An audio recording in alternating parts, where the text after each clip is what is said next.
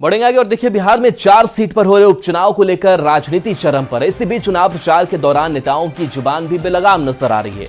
बक्सर से आरजेडी सांसद सुधाकर सिंह ने कहा कि नकली रावण को मारने से काम नहीं चलेगा, असली रावण बीजेपी में है और इन लोगों को मारने की जरूरत है। इससे पहले डिप्टी सीएम सम्राट चौधरी ने रामगढ़ में चुनाव प्रचार के दौरान लोगों को गब्बर सिंह से नहीं डरने की अपील की थी और कहा था कि जो डर गया वो मर गया और जो नहीं डरा वही बिहार के कल्याण के लिए खड़ा हो पाएगा।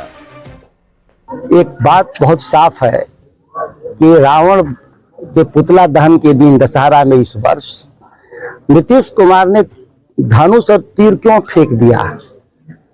उनके दाएं और बाएं कौन खड़ा थे? नीतीश जी को समझ में आ गया कि रावण मेरे अगल बगल में भाजपा वाले हैं सब। ये नकली रावण को मारने से काम नहीं चलेगा।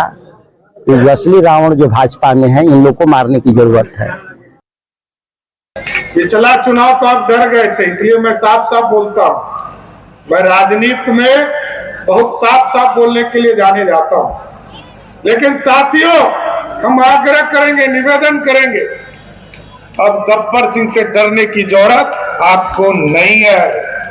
और गब्बर सिंह से नहीं डरोगे क्योंकि जो डर गया सो मर गया, जो नहीं डरेगा वही बिहार के कल्याण के लिए खड़ा हो पाएगा। साथियों, डिप्टी सीएम सम्राट चौधरी ने आरजेडी के प्रदेश अध्यक्ष जगदानंद सिंह को शोले फिल्म का गब्बर बताया था, जिसके बाद अब बक्सर से आरजेडी सांसद सुधाकर सिंह ने डिप्टी सीएम सम्राट चौधरी और विजय सिन्हा को रावण का अवतार कह दिया है। इन बयानों के बाद अब बिहार की सियासत गरमाती जा रही है। एनडीए के नेताओं ने आपत्ति जताई है तो इंडिया अलायंस के नेताओं ने भी संभल कर बोलने की नसीहत दी है।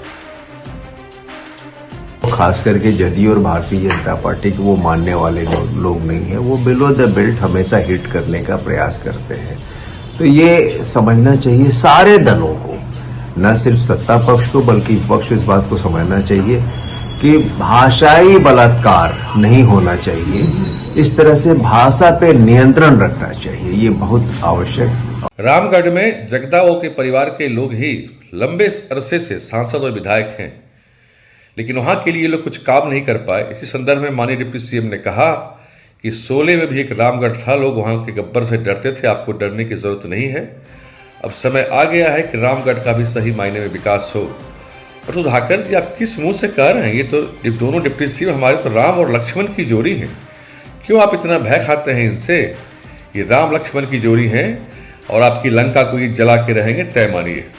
जिस तरह का एक्शन और जिस तरह का केंद्र सरकार के द्वारा व्यवहार किया जा रहा है गरीबों के साथ, ये स्पष्ट प्रमाण है कि देश में गब्बर सिंह टैक्स के साथ बिहार और देश में किस तरह के हालात पैदा कर दिए गए हैं। बिहार में सरकार जिस तरह से कार्य कर रही है उससे आम जन त्रस्त हैं।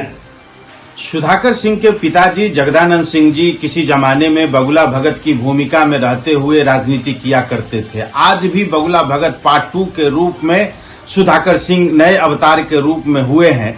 शब्दों की मर्यादा सभी को बनाए रखने की आज जरूरत है, लेकिन जिस प्रकार से सुधाकर सिंह लगातार जिस बड़े नेताओं के बारे में अपने शब्दों की मर्यादा तार तार कर रहे हैं, उनको इसकी खामियाजा भुगतना पड़ेगा। कैमूर पहुंचे केंद्रीय जल संसाधन राज्य मंत्री राजभूषण निषाद ने आरजेडी पर जमकर हमला बोला। केंद्रीय राज्य मंत्री ने कहा कि कुछ लोगों के लिए बिहार का विकास मतलब परिवार का विकास होता है, लेकिन आज एक विचारधारा ऐसी है जिसने समाज के अंतिम पंक्ति में खड़े व्यक्ति का विकास करने का काम किया है। वैसे विचारधारा जो सिर्फ और सिर्फ परिवार का विकास करना चाहते हैं, जिनके लिए बिहार का विकास मतलब परिवार का विकास होता है। और एक विचारधारा वैसी है जो बिहार के अंतिम पंक्ति में खड़े, समाज के अंतिम पंक्ति में खड़े व्यक्ति का विकास पहुंचाने का काम करती है।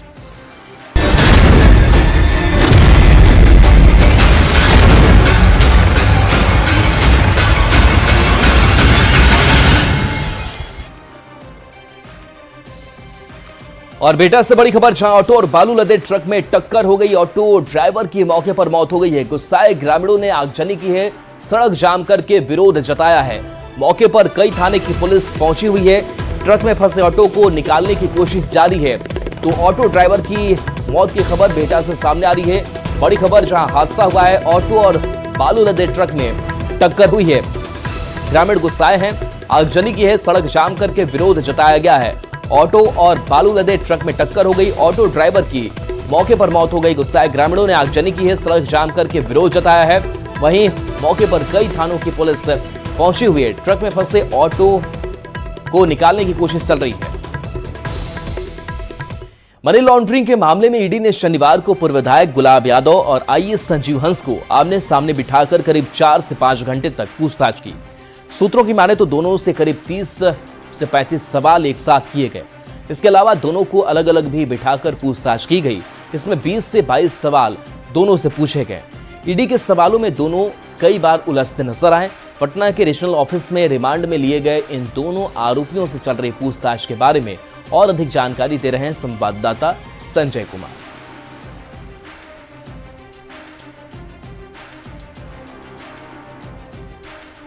मनी लॉन्ड्रिंग एक्ट में गिरफ्तार किए गए आईएएस संजीव हंस और पूर्व विधायक गुलाब यादव को ईडी ने अपने इसी जोनल ऑफिस में रखा है। 7 दिनों की दोनों की रिमांड मिली है और ईडी की टीम लगातार इनसे पूछताछ कर रही है। कल 4 से 5 घंटे तक इनसे पूछताछ की गई और एक साथ बिठाकर 30 से 35 सवाल इनसे ईडी की टीम ने किए।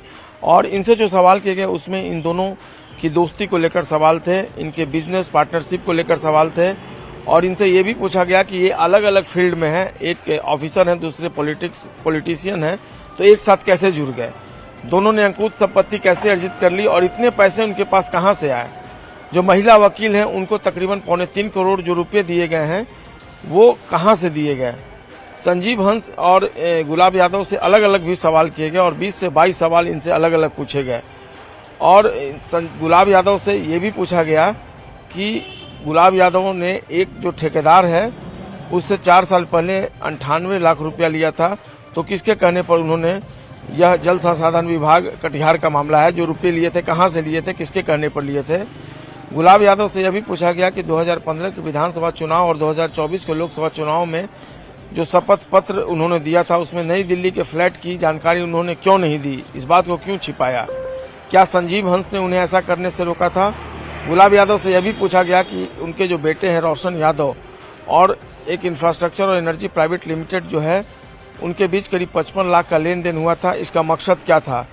गुलाब यादव से यह भी पूछा गया कि उनकी पत्नी जो है वो संजीव हंस की पत्नी जो है उनके साथ 2017 से सीएनजी पेट्रोल पंप चलाती हैं और जिस जमीन पर पेट्रोल पंप है वह उनकी पत्नी अंबिका यादव के नाम से है। तो इन दोनों के बीच जो बिजनेस में पार्टनरशिप चल रहा है वो कैसे संभव हुआ और कैसे दोनों एक साथ जुड़े। जिस तरीके से अभी जांच का दायरा चल रहा है, आने वाले दिनों में इस पूरे मामले में कई और ऐसे लोग होंगे, कई और ऐसे नाम होंगे जिन पर शिकंजा कसना तय माना जा रहा है। कैमरा पर्सन सुबोध के साथ संजय कुमार, न्यूज़ 18 पटना।